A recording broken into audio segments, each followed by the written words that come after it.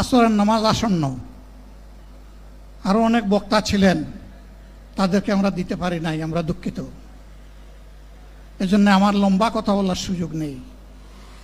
যারা এখানে কথা বলেছেন তারা আমার মনের কথাগুলোই তুলে ধরেছেন।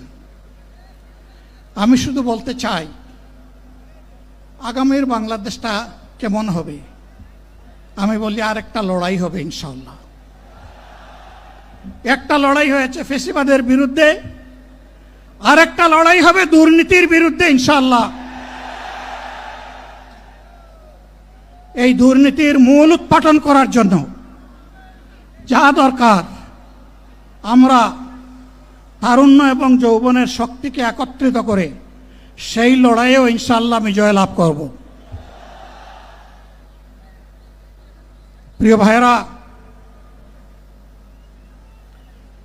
জামাতে ইসলামী যে দুর্নীতিমুক্ত সমাজ গড়বে তার প্রমাণ কি? তার প্রথম প্রমাণ হচ্ছে